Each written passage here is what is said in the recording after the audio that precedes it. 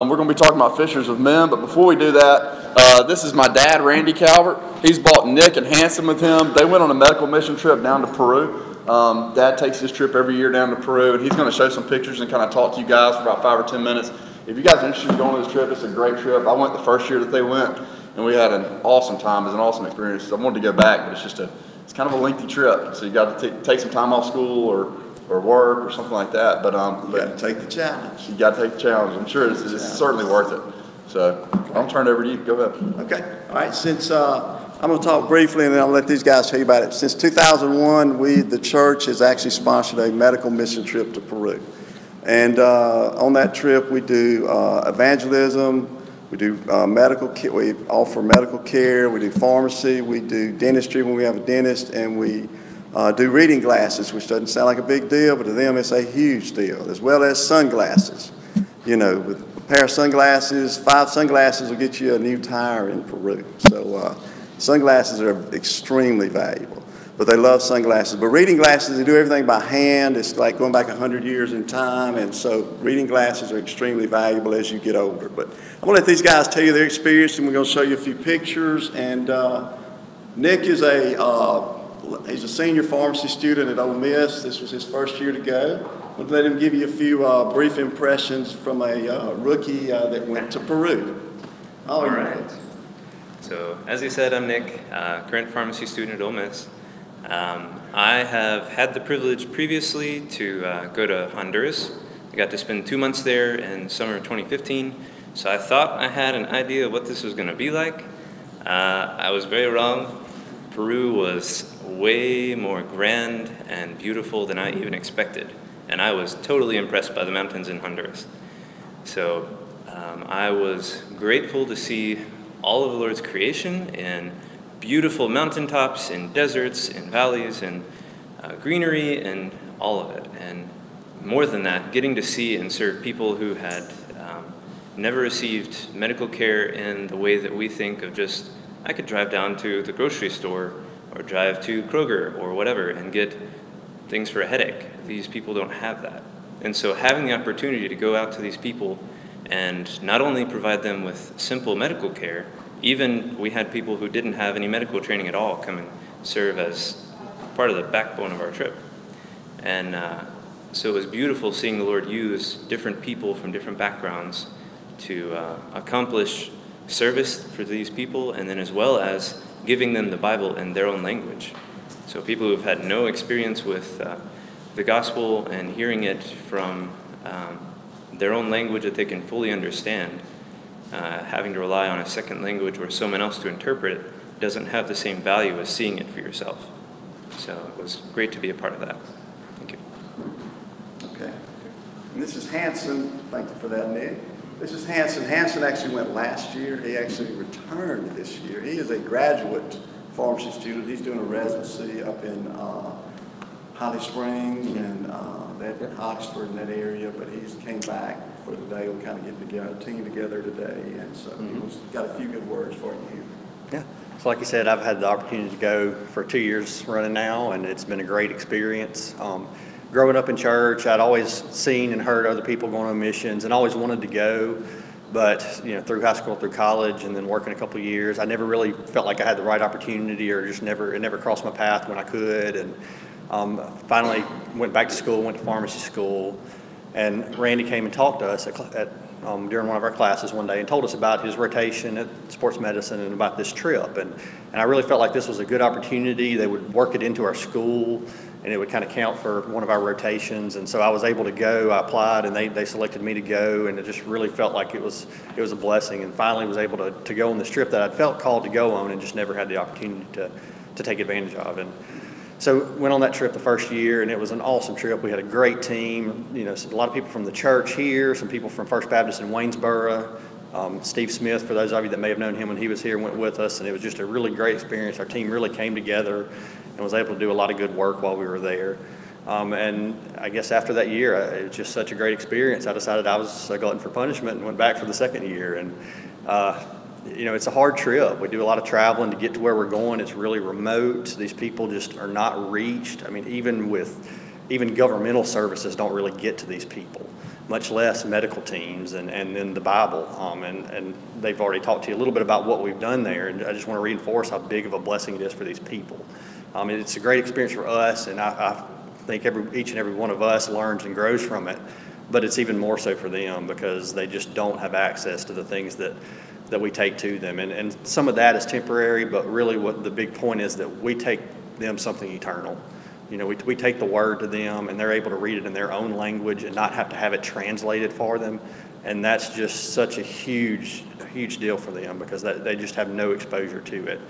You know, there's just no one reaches these people, and that's what our calling is. And I just have been really blessed to be able to go and to be a part of that. Thanks.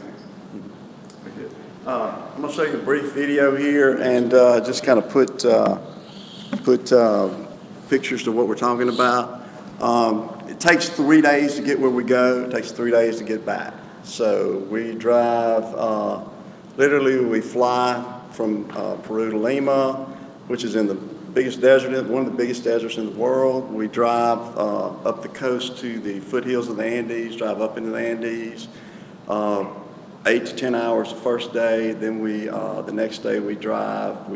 We go to a town called Huaraz, which is about 10,000 feet. You go from 200 feet below sea level to 10,000 feet, cross a 15,000 foot pass on the way. And then the next day we drive around the second tallest mountain in the Western Hemisphere, which is about 23,000 feet, you'll see it. And to get where we're going. So it takes about 18 hours of driving. It takes about 7 hours of flying. So you're pretty tired when you get there, but then you got 4 days of clinics. So let's show. Peru is beautiful, so get ready for that.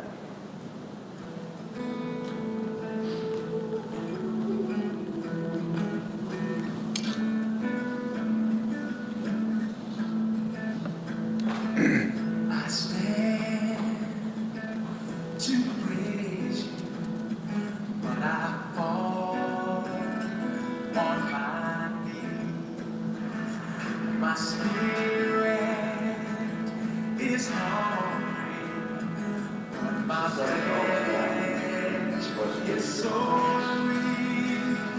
Light the fire in my soul, fan the flame, make me whole. Lord, you know where I've been, so light the fire in my heart again.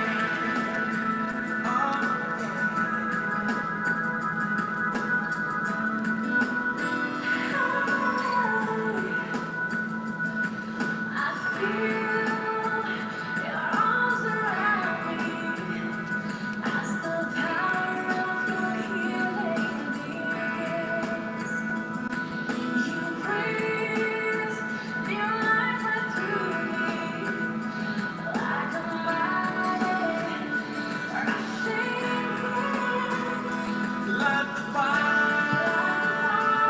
in my soul, fan the flame, make me whole. Lord, you know so light the fire in my heart again. Light the fire in my soul, fan the flame, make me whole. Lord, you know where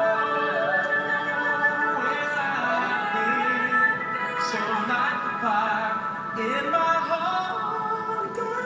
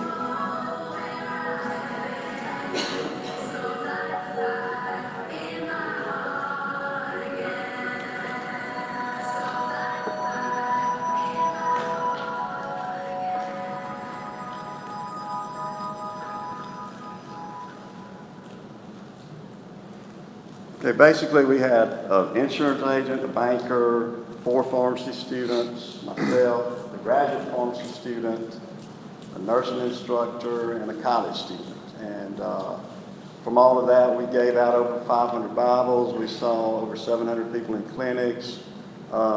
600 people asked to know more about Jesus Christ through the evangelism. Gave out over 1,000 pair of glasses and sunglasses. And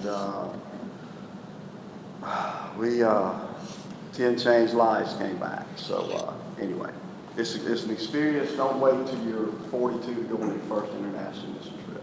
Yes? Randy, tell the class about when the next trip is. Next trip, we usually go the last 2 weeks of June. It's about an 11-day trip. Like I say, it takes 3 days to get in, 3 days to get out. We throw in a 4-day, we do 4 days of intense clinics, and then you saw a little mountain climbing going on. We do have a little downtime, and then you have a day in Lima at the end because our flight doesn't leave till midnight. So have a day in Lima to kind of shop and do some things and have a little fun. But it's the first, good gracious, first 3 days, and then you get 4 days of clinic. I mean, you got 7 days. It's hard work as you can do. But I will say the Lord takes a team, and you're you know, kind of know each other. You know, we do some things to get to know each other. You have to write a biography. We even, when you're sitting in the truck for 18 hours, we actually switch trucks about every 2 or 3 hours. You get to do a lot of visiting. And so by the time we get there, you know each other, you need to know who's with you, and then you hit the ground running, and it's team comes back. We actually have a reunion party today. Everybody can't wait to get back together. So, but if you have any questions, let me know. I'd love to answer those, and I'd love to take you to Peru. Yeah, it's a great lead-in, kind of what we're going to be talking about today, which is Fishers of Men. I went on that trip the first time they went, and first time we went, it was just kind of we were just trying to kind of figure out what was out there. And nobody from our church had ever been there, and we probably did more hiking that trip than we've ever done in the past. We just kind of hiked this little mountain trail, 35 miles through the Andes, and we went on some climbs on that trip. And we had a pack of mules that carried a lot of our stuff, so fortunately we didn't have to carry a whole lot, but it was a lot of fun. And I remember we were camping out one night. We made it up on this village, and you can see how cute the kids are, and they all wear these cute little hats. And we were sitting there in the morning, Dad and I just woken up. We're kind of wrestling around. It's just barely, breaking dawn, and we hear these kids outside, and they lean in and say, "Caramello, caramello," which is candy. Okay.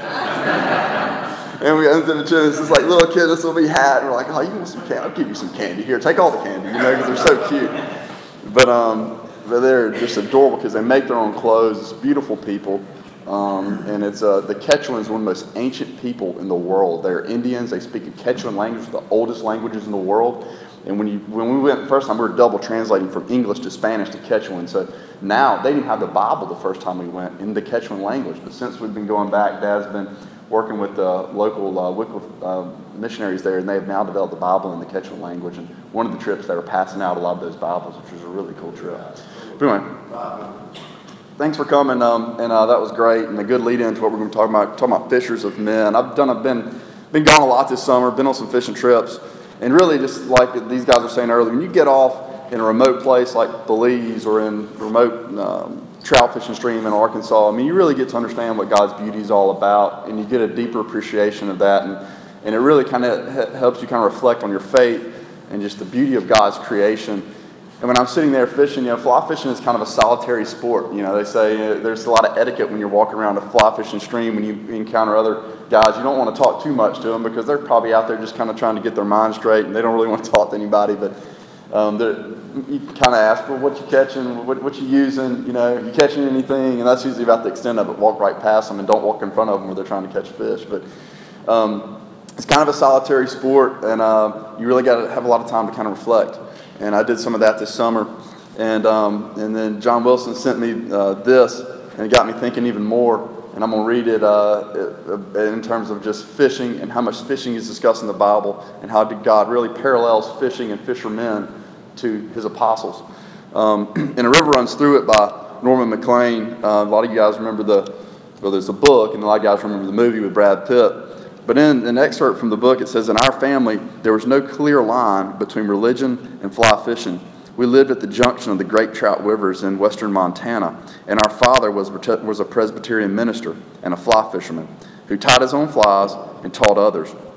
He told us about Christ's disciples being fishermen, and we were left to assume, as my brother and I did, that all first-class fishermen on the Sea of Galilee were fly fishermen, and that John, his favorite, was a dry fly fisherman. So I really like that quote. It kind of highlights, fishing and fishers of men. And I go down to a place in Belize called El Pescador, and El Pescador stands for, in Spanish, for the fishermen. And it was started back in the 70s by a Christian husband and wife who went down there and bought that lodge and started a fishing lodge there. And they had a lot of Christian undertones to it. They had meetings and church and stuff like that, and they really kind of equated fly fishing to Christianity. And since that time, it's changed hands, and now it's owned by a secular group. But and you don't have the Christianity part of it, but El Pescador nonetheless is Spanish for the fisherman, and it's kind of got that history. So when you go fly fishing, there's some essentials, okay? Some things that you need, okay? And first thing is you need a fly rod, you need a reel. And on your reel, you've got what's called backing. So the line that comes off of the backing, it floats. And if you see a fly fisherman throwing a rod, most of the time that line floats, and it's yellow is the most common color. And it sits out there, and it floats out. Behind that yellow line, you have your backing. And backing is usually made of some sort of a braid or a weave, or it could be nylon. Most of the time, it is a braid. And if the fish happens to pull all your line out, which is about 120 feet, you're going to get into what's called your backing. And it's just basically extra line so the fish can go off and make a long run. When the floating part of the line ends, you get to your fly leader. And the leader is clear, or a fluorocarbon, or it could be a nylon, but it's clear. So when you're getting close to where you want to make that presentation to the fish, you don't want them to be spooked by this line, this yellow floating on top of the water. You want about 9 or 10 feet out, or sometimes even more, to get to your fly. And the very end of your leader is called a tippet. And the tippet is very thin. It's almost like hair thin. If you're fishing for trout, it's like either a 5-0 or a 6-0. And it is just razor thin. And if you throw it, tip it out in the water, you're not going to see it. You certainly can't see it with the naked eye. Sometimes the fish will get spooked if you have too thick of a tippet. Some rivers that get heavily fished, you want to just get the smallest tippet possible, which is very difficult to tie a fly onto, by the way, because you can hardly see it. And then you get to your fly here. And there's different types of flies based off what type of presentation you want to make. But fly fishing is so cool because it is the best way to make a presentation that a fish is typically used to seeing. So when these flies, they start off in a larval state, and they swim around like frogs start off as tadpoles. Flies start off as these larvae, and they swim around in the water, and then they start growing wings, and they sprout. They come up to the top of the water, and then they emerge out of the water, and they have what's called a hatch, and they'll literally sprout wings and be able to fly, and they'll pick up off the water and fly off the water. And that's how flies are born, okay? And so these flies that you can pick here to fish with can represent any particular part of that life cycle. These are the nymphs, which is what the flies start off as larvae. And then you have almost emergers, which are nymphs that kind of have little bitty wings on them. And then you have what's your dry flies. Your dry flies are meant to simulate an actual fly. And when you're fly fishing, there's 3 main flies that you want to simulate. One of them's a caddis, one of them's a stonefly, and the other one's a mayfly. So you want to try to simulate these certain kind of flies, and you need to look around the river and see what kind of flies and be able to recognize these different types of flies so that you can pick out a fly that represents what you're seeing on that river, because that's what most likely the fish is used to eating. And you want to make them a presentation of a fly that they're used to seeing at that particular portion of the river, at that particular time of year, or the time of day, or a certain amount of sunlight. So there's a lot of variables to it. You have your wet flies, which are made to look like certain types of crustaceans or in the water, or bugs that swim around in the water. And then you have your streamers, which are meant to look more like fish or different types of little minnows that they would eat. And you fish a streamer a little bit different. You want to kind of take it and strip it through the water and make it look like it's swimming. So 80% of the time when a trout eats, he's going to eat something subsurface. So when you're fly fishing, you tie like a little you tie on like a little floater, okay, and then about a foot or 2 off of that, you have your fly that goes up underwater, this nymph, and it's weighted, and it'll go along the bottom and kind of brush along the bottom. And you may want to tie 1, 2, some people even tie 3 nymphs on. The more you tie on, the more opportunity the fish is going to see one of those and actually bite it. The trade-off is you get 3 nymphs tied on there, it's easy to get tangled up. And fly fishing and knots, it's kind of like those two words are interchangeable, okay? Particularly the first time you go fly fishing. I mean, you're spending all your time getting knots. And I've been trying to teach Carr to fly fish, and we get out, and I don't want him to get discouraged. I always tell him, I'm like, I always, what did I tell you about knots? He'll bring me a knot, I'll untangle him. What did I tell you about knots? And he goes, if you're not getting knots, you're not learning how to fly fish. But that's how it is. First time I went fly fishing, and I learned how to do this out in Salt Lake, and I would go out and by myself, and I was like, why do I even like this? Because I'm getting all these knots, and I spend all my time on doing these knots. But it kind of overnight, it's just like all of a sudden you learn how to not get a knot. You learn how to, manage your back, when you get that line behind you, and you learn how to not let the wind tie knots into it, and you just kind of get good at it, and it's just experience, just like anything else. But it's a lot of fun once you learn to do it, particularly the first time you catch a trout on a fly presentation.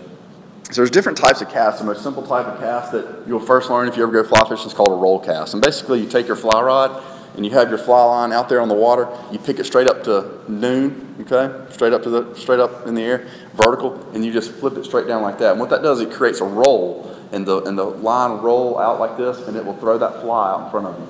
And it's just like you just make one quick little loop, noon, and you go straight down like that, creates a loop, and it throws it out there. And if you're nymph fishing, that's probably the easiest one, and it's the easiest cast to do, but at the same time, it's the most effective. Like when I was in Arkansas a few weeks ago, me and Kirk Murley was there with me, and he goes fly fishing up there all the time, and he's just roll casting the whole time. And he's been fishing these waters forever, but he's just roll casting. He's not doing anything cool, like getting all these false casts and these back casts like you see on the Orvis videos, but he's catching more fish than anybody. But then you have your typical cast that you see kind of in the videos and on A River Runs Through It, where basically you pick the line up off the water, you come back and you stop it at the 2 o'clock position, you let your fly get all the way back behind you and your line stretch out all the way behind you, and you do not move that rod until it gets all the way back there, and then you move it forwards, and then you stop it around 9 or 10 o'clock on the clock, and then that fly will lay down in front of you. And you can do what's called false casts. Obviously, you go back and forth, and you may do that to get more line in the air, or you may be doing that to kind of, figure out exactly where you want to put it into a certain spot, and you kind of take a few false casts. But the more false casts you take, the more chances are you're going to make a mistake. So usually try to limit your false casts to around 1, 2, maybe 3 at the most, and then you want to put that fly down. You don't want to keep it in there too long, you're going to get a knot. But that's kind of the basics of casting, and this is, we were in Arkansas about a month ago, and there's a guy fishing next to me, and he took this picture, and I was like, man, you timed that picture perfect, because I was just kind of coming through, and I brought it at 9 o'clock, but you can see I got all the line kind of stretched out back here behind me, and then I'm coming through, and that line would start like this, and it would just slowly roll out and put that presentation out around 40, 50 feet, however much line you got out. This is Carr. He caught his first big cutthroat out on Dry Run Creek, and super excited. He hooked up on this fish. It's a youth river. Adults can't help. I can't even help him. I just kind of have to tell him what to do. But fortunately, he kind of had mastered the roll cast by that point, and he caught several trout that day, and it was a really cool experience. It's a magical place. Tons of trout in the water. You can see them everywhere, and they're really big trout. The one piece of advice Kirk gave me was bring a big net, because if your son gets a good fish hook, Dad better have a good net, because you don't want that fish to get away. You want to get that fish in so he can take a picture with it. So what type of fish are you looking for when you go up from these trout streams, let's say Arkansas or even out west? The most common fish you're probably going to catch is a rainbow trout. Real small little speckles on this one. It's kind of a silvery looking fish. And then you're going more likely to catch a brown trout after that. And brown trout are brown, then they have bigger dots on them, and the dots kind of have little white halos around them. It's a beautiful fish. And then you have what's called a brook trout. And brook trout, you have to kind of get in higher elevation for them, usually a little bit smaller fish. They like colder water, but it's a beautiful trout. It's got all these, it kind of looks like a brown, except it's got these other spots which have halos of blue around them. So it's a really beautiful fish. And then you have a cutthroat, which is kind of a hybrid between these two fish. And you see a lot of cutthroat out west. So those are the fish that you're kind of targeting when you go. And so that's trout fishing. Then you have saltwater fly fishing. And saltwater fly fishing is completely different from being in a little trout stream. When you're in a little trout stream, you don't have, there's trees and stuff overhanging the stream. And you're always thinking about your back cast, because you don't want to hang it up into a tree. You're making shorter casts. You're trying to be a lot more, finesse about your cast. Whereas when you get out of saltwater, you're on a boat and you got this guy behind you, you're on the flats and he's pulling you around, and you have all day to stretch out a cast. And it's all about distance, and it's all about accuracy when you get out there, because you don't cast until you see a fish on the flats. When you see the fish coming in, you get your false cast going, and you put the fly right in front of him, and you strip it right past his nose. So it's a little bit less like fishing and more like hunting. So it's kind of a game changer. Everything's heavier. The rods are bigger, the leaders are bigger, the fish are bigger, and they fight a lot harder. And the thing is, we kind of dress like pirates when we go down there. And my brother's always making fun of me because I always got this garb on. And he's like, why do you dress like that? You just dress like that because everybody else dresses like that when you come in. And I know, we're sitting right up under the equator, and the sun is brutal out there. And if you, even for a few minutes, you get yourself under that sun and you don't have protection, it'll wear you out. So this is kind of our gear here. We usually go with around, we probably have like six rods on the boat, various sizes from a 9 weight all the way to a 12 or 8 weight all the way to a 12 weight. And we're on these little flats boats. These boats can get to about 6 inches of water. And then you have a guide who's driving the boat. And then when you start seeing fish, he gets up on this platform here. And these guys have incredible eyes. They can see fish from 500 feet away. Their eyes are amazing.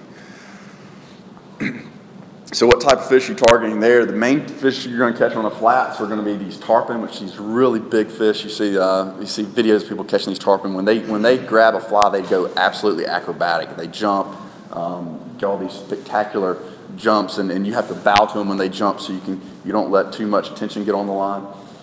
Then you have permit, which is a beautiful fish. It's kind of a pan-shaped fish, and this is probably the hardest fish to hook or get to take, because they're real finicky. Like, you see them real quickly, they're spooky, they're smart, they see you, and they're gone. And lots of times they're gone before you even see them. So usually the guys start freaking out, jump around the boat, cast over here at 11 o'clock. By the time you get it out there, you don't ever see the fish, and the fish is gone. And then the guide's on you, be like, man, you should have gotten going earlier, or you should have made a better cast, But it's intense. And then you have bonefish, and bonefish get really big in the Bahamas and around Florida, but they're pretty small in Belize because that's where they kind of start off and they spawn. But you can catch bonefish in Belize like brim. They're pretty easy fish to catch, but they, pound for pound, it's probably the hardest fighting fish in the ocean. Or you can catch a barracuda. And this is a few years ago, we were kind of out wade fishing one day, and I hooked this barracuda. And obviously I let him keep my fly because he's got some gnarly teeth on him. But there's a lot of barracuda out there on those flats as well. And barracuda are the one fish they'll let you eat. These other fish are protected. They're federally protected sport fish, and you hold them in the water, you release them in the water, and you're real careful about letting that fish go because they don't want those fish to die. They want to keep that fishery sustainable because it brings a lot of tourism to Belize. But the barracuda are pretty abundant, and they don't really like the barracuda. And the barracuda is actually really good to eat. It makes good ceviche. And so they'll let you eat barracuda. Here's a real little barracuda that our guide happened to catch here, and he got a great picture with him. So your flies are a little bit different. The flies, when you get off saltwater fishing, are made to imitate either crabs or imitate shrimp. And so you can see we've got a shrimp selection up here and a crab selection down here. And this past year, we happened to catch a couple of permit. Me and the guy on my boat, Jeff King, we've gone on there several years, and we've caught some little peanut, really small permit before, but we've never caught permit this big. And I caught one the first day, this one, and he caught that one the second day, which was bigger than the one I caught. But these, people go down there for 3 or 4 years trying to catch these permit and come back empty-handed, which I've done. But we were lucky enough to get us a pair of permit this year, so I had a good time. But as I was out there, it got me thinking about Jesus, fishermen, fishers of men, the Sea of Galilee. And why did Jesus pick, when he could have picked anybody to be his apostle, and the God of the universe picked 4 fishermen from the Sea of Galilee to enact his mission across the world and his message across the world? Why did he pick fishermen? Sea of Galilee, a lot of you guys probably don't realize this or remember this in the news, but in 2010, for the first time in 5,000 years, they shut down fishing on the Sea of Galilee. They shut it down for 2 years for 2 reasons. First was due to overfishing. They've been pulling fish out of this sea for years and years. And the second being that there was a virus that kind of infected the weeds, and these fish feed off these weeds, and they're getting this toxin in their body and causing this virus, and a lot of them were dying. So they basically gave them a 2-year break, and I think they recovered pretty well because you can fish again on the sea. But it's very, very protected, and I think they have a lot of limits now. But it's a freshwater lake. It's 13 miles long and it's 7 miles wide. It's not huge, but it's a pretty big lake. And it's been a protein source for that region for thousands of years, okay? Josephus, which, as you guys remember in the Roman Empire, Josephus did a lot of historical documenting what went on in the Roman Empire. And according to Josephus, there was about 230 boats that worked the Sea of Galilee at the time of Jesus. These boats were very simple, okay? They were put together with oak frame and these Lebanese cedar planks. And as you guys know, cedar resists rot very well. It's also good waterproof wood. They put them together with these pegged mortise and tenon joints, and there were guilds that were passed down, and this trade was passed down of boat making. And these guys made these wooden boats, single mast. They all had oars on them. Some of them had one oar, some of them had maybe 3 oars. And you would oar out, and then if you had good wind, you would use your mast. But all of these boats were equipped with drag nets. So when they were back in then, they didn't use fishing rods, okay? And not like River Unto It, they certainly weren't dry fly fishermen, but they used nets. And they used a cast net if they weren't in the boat, and they would throw the net out and catch fish, or they would use a drag net. These boats were equipped with drag nets. And as you see, you read in the Bible about these fishermen when they came off, and the apostles came off the water, they always talked about fishing at night, right? And the reason for that is because their nets weren't made of like nylon or fluorocarbon like we make these cast nets today that are pretty much invisible to fish. Their nets were made of linen and like a hemp material. They were rope nets, right? And if you get out trying to fish during the day with a rope net, a fish is going to see that, okay? Fish are smart. So these guys would fish at night, and they usually worked 2 to 3 boats, and they knew where these fish were in the sea, and there would be one boat over here coming this direction, and another one would be crossing, and they would cross at the same time. Essentially, they would kind of ambush the fish into their nets. And they'd fish all night, but then they were busy during the day. I mean, this is a busy industry, okay? They had a lot to do when they got off the water. They would have to salt these fish. They would have to get these fish prepared to go out to the markets, and they would take them to the markets in like Jerusalem. They take them to the markets in Greece, and they would sell these fish. So what type of fish were they fishing for? So the fish they were fishing for were mainly catfish, okay, carp, and then they're also fishing for this tilapia. And the tilapia was kind of the prize fish, and that was the fish that you can still catch out of the Sea of Galilee.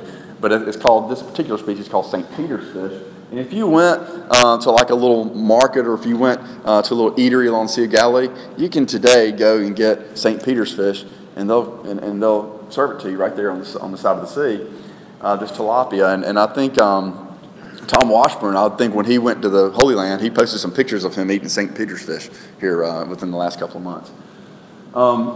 Essentially, the catfish were viewed, because of Leviticus, we knew catfish was unclean, right? So the Jews didn't eat that, so they didn't take that to Jerusalem. But they did take the catfish up to Greece, and they would eat the catfish in Greece. And they also made something called garum, okay? So the fish were too small. What they would do is they would chum them up, okay? And they would mix them with the intestines of the bigger fish. And they would put them in these vats, and they would sit out in the sun, they would ferment. And they would take this little layer off the top of them, of fluid that would form, and they would harvest that and then throw the rest out. And it was made into garum, which was like a fish spice, and it was sold throughout the entire Roman Empire. Sounds good, right? So if they weren't really cleaning their fish or preparing their fish, they were making garum. But these guys were busy, these fishermen. They would prepare they fish all night, then they have to prepare their fish, then they'd have to go sell their fish in the market. And then what they have to do, if they're going to fish again that night, they had to get their nets better, because their nets were probably gunked up from the night before. Some of them needed repairing. And what were they doing when Jesus first walked up on these guys? They were like repairing their nets, right? So there's a lot of downtime during the day, but they were busy during that downtime, getting ready for the next night of fishing. Fishing is mentioned a ton in the Bible. So fish was the most important source of protein for Jesus and his disciples. Jesus asked in Matthew, he says, "Which one of you would hand his son a stone when he asked for a loaf of bread, and a snake when he asked for a fish?" When the disciples followed Jesus into the desert, they carried bread and they carried fish. When Jesus provided food for the multitudes, you remember that, right? Feeding the 5,000, what did he feed them? Bread and fish, right? And then John recorded, they woke up one morning, they were camping by the Sea of Galilee, and Jesus got up in the morning, he's frying fish and making these guys breakfast. And here, this is Raphael, famous painting here, it's called The Miraculous Draught of Fishes. When Jesus walks up, initially he sees these two fishermen, their names are Peter and Andrew, and he says, "Follow me, and I will make you fishers of men." And here's a cool fishing story, and I'm going to read this story to you. One day, as Jesus was standing by Lake of Gennesaret, that's the Sea of Galilee, with people crowding around him, listening to the word of God, he saw at the water's edge 2 boats left there by the fishermen who were there washing their nets. He got into one of the boats, the one belonging to Simon, thus Peter, and he asked him to put out a little from the shore. Then we sat down and taught the people from the boat. When he had finished speaking, he said to Simon, he said, "Put out into the deep water and let down your nets for a catch." And Simon Peter answered, he said, "Master, we've been working all night, and we haven't caught anything. But because you say so, I'll let down the nets." When they had done so, they caught such a large number of fish that their nets began to break. So they signaled to other fishermen in the area to come and help them. And they filled both boats so full that both boats began to sink. It's an interesting story. And Jesus doesn't really expound on it after that. But it's interesting why that story is included in the Bible. And what I think is that it was included because it was almost like foreshadowing. Jesus was showing these people and representing fish to represent the number of people that they would eventually catch, being fishers of men. And if you think about the apostles and their impact on the world and their impact on Christianity for the world, it was just like that, right? So many fish that the boats couldn't hold them. So it begs the question, how do we become fishers of men? The first thing, you got to get prepared, right? If I'm going to go on a fishing trip, I got to be prepared, right? I got to have the right gear, okay? 1 Peter 3:15 says, "But in your heart, honor Christ, the Lord is holy, always being prepared to make a defense to anyone who asks you for a reason for the hope that is in you. Yet do it with gentleness and respect." And I remember Leslie was telling me that Daniel was in the class, and the class was teaching something that was not in keeping with what we would teach here in biblical training about the history of the world. And he stood up to say something to defend the gospel, but he really didn't know what to say. And from that point on, he said, "I'll never get in that situation again and not be prepared to defend the gospel." And so that got him interested in reading the Bible and studying the Bible and preparing a defense. But the Bible tells us to do that. It's okay. You prepare a defense for what you believe. And so you got to be prepared. If somebody will look up Ephesians 6:10-18 for me, let me know when you get it. But to get prepared, you got to put on the armor of God, and we're going to read that. But you also need a good story, right? And we've talked about our 15-minute story in here. And essentially what the 15-minute story is, it's an icebreaker. You meet somebody, you start talking to them, and then you say, let me tell you about Jesus. Let me tell you about something that's changed my life. Let me tell you my story. And it's amazing what people will, you sit around at Starbucks and you want to tell somebody their story, it's amazing the people that would actually listen to you. Somebody read that for me, Ephesians 6:10-18. Finally, be strong in the Lord and in the strength of his might. Put on the full armor of God that you may be able to stand firm against the schemes of the devil. For our struggle is not against flesh and blood, but against the rulers, against the powers, against the world forces of this darkness, against the spiritual forces of wickedness in heavenly places. Therefore, take up the full armor of God that you may be able to resist the evil day, and having done everything to stand firm. Stand firm, therefore, having girded your loins with truth, and having put on the breastplate of righteousness, then having shod your feet with the preparation of the gospel of peace. In addition to all, taking up the shield of faith, with which you will be able to extinguish all the flaming missiles of the evil one. And take the helmet of salvation and the sword of the Spirit, which is the word of God. With all prayer and petition, pray at all times in the Spirit, and with this new view, be on alert, and with all perseverance and petition for all the saints. So if we're going to get prepared, we got to put on the armor of God, right? We can read Ephesians, and it talks about that. And in that, it says, get prepared, arm yourself. And to arm yourself, you're going to have to get into the Word, and you're going to have to learn some things, right? You're going to have to learn some things about the gospel. You're going to have to learn some things about how to tell people about the gospel and getting comfortable doing that. And it's hard to do it when you first start, believe me.